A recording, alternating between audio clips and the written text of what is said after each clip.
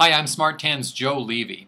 ABC News this morning aired a piece questioning the safety of DHA spray tanning. I'm sure you've seen it, so I thought you should know a little bit more about how the story came about.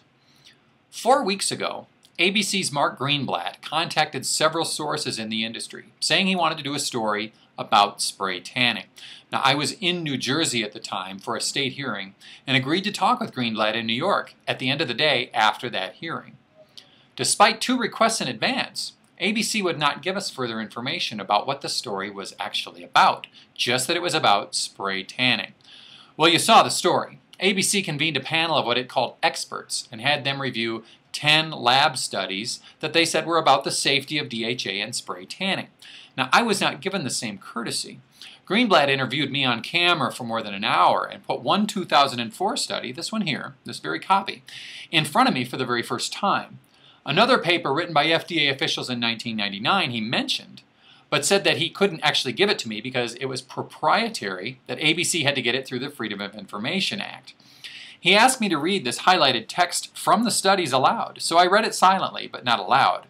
What I told Greenblatt was that both of these papers predated FDA's last written position and its communication with us on DHA and spray tanning, and that we have nothing to hide. We'd participate in any proper review of the data. I sent him reports showing that safety agencies like the European Commission, a report that we sent to you actually, challenge all of the findings. What I also told Mark off camera is that many of ABC's advertisers sell spray tanning products over the counter without supervision. Now there's the key. How interesting that ABC chose not to target those advertisers but tanning salons. They didn't target the people who advertise right on Good Morning America.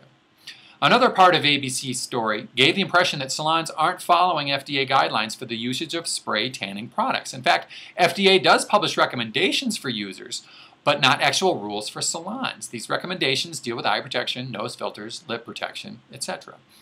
The market embraces the spirit of those FDA recommendations, and what we told ABC after the on-camera interview was that we'd initiate new efforts to help salons become aware of the FDA's recommendations and work with salons to make industry training more effective.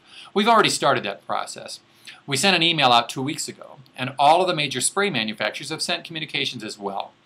I look forward to working with all of you to address all of the issues of spray tanning and making sure that our market can continue to represent the spirit of smart tanning. Thank you.